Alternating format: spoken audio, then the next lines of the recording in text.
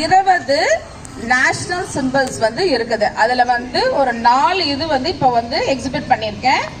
முதல் இது வந்து யூகேஜியில் இருக்கிற கிட்ஸ் வந்து இந்த பிரசன்டேஷன் கொடுத்துருக்காங்க. ஃபர்ஸ்ட் வந்து சாக்கா கேலண்டர், அதாவது இந்தியாவில் அங்கீகரிக்கப்பட்ட கேலண்டர். இது என்ன, சாக்கா வம்சத்துல அவங்க மூலயமா அவங்க யூஸ் பண்ணிக்கிட்டு இருந்த ஒரு பேட்டர்னை வந்து இந்திய அரசாங்கம் என்ன பண்ணியிருக்குது, இதை வந்து அங்கீகரிச்சிருக்குது. இது சாகா வம்சத்தினுடைய கேலண்டர். அடுத்தது வந்து இந்தியாவினுடைய பழம் மாம்பழம். இந்தியாவினுடைய பழம் என்னது, மாம்பழம். இது ஒரு எல்லாருக்குமே இந்த பழத்தை பத்தி நல்லா தெரியும் இல்லையா? தெரியுமா? மாம்பழம் எல்லாம் பார்த்துருக்கீங்களா? எல்லாரும் பார்த்துருக்கீங்களா இல்லையா? பார்த்துருக்கீங்க. எப்பயுமே ஒரு விஷயத்த ஒரு நாட்டுல அதாவது நேஷனல் சிம்பிளா அங்கீகரிக்கிறாங்கன்னா அது வந்து அந்த நாட்டுடைய பெரும்பான்மையான இடங்களில கிடைக்கப்பெறணும். அப்படி இருந்தாதான் அந்த அங்கீகாரம் அந்த பொருளுக்கு என்ன பண்ணுவாங்க, கொடுப்பாங்க. இது செகண்ட் ஒன் வந்து மாம்பழம். உங்களுக்கு எல்லாமே நல்லா தெரியும். இந்த மாம்பழத்தை அந்த காலத்துல அலெக்சாண்டர் வந்து நம்ம டேஸ்ட் பண்ணியிருக்காருன்னு ஒரு ஹிஸ்டாரிக்கல் இது வந்து இருக்குது.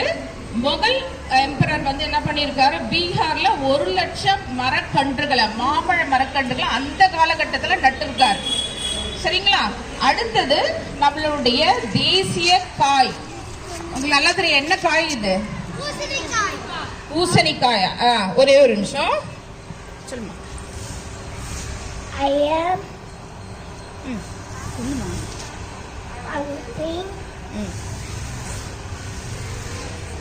I am a national fruit. I am a pumpkin. Okay. தேர்டா நம்ம பார்க்க போறது நம்மளுடைய நாட்டினுடைய தேசிய காய். தேசிய காய் வந்து என்னன்னா பூசணிக்காய். இதுவும் ஆல் ஓவர் இந்தியா நம்மளுக்கு கிடைக்கக்கூடிய ஒரு காய். அதனால இதுக்கு பூசணிக்காய்க்கு அந்த அங்கீகாரம் இருக்குது.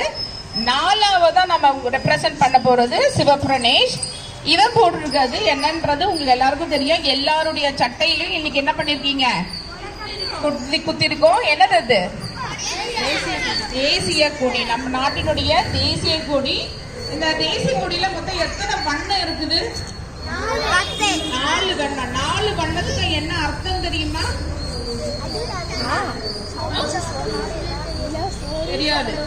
சரி, ஓகே.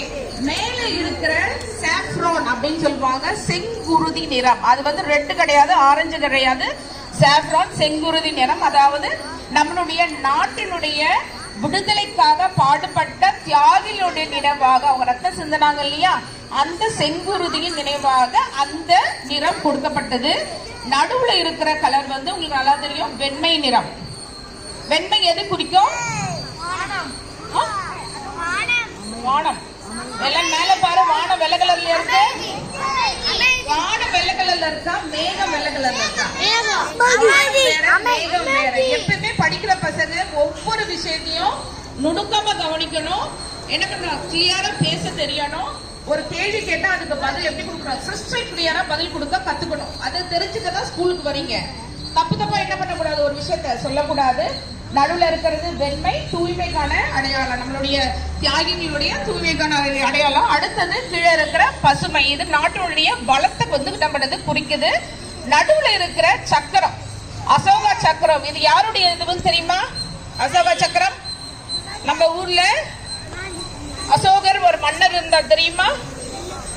அவருடைய ஆட்சி காலத்துல சார்னா ஸ்தூபி அப்படின்னு ஒரு இது இருக்குது.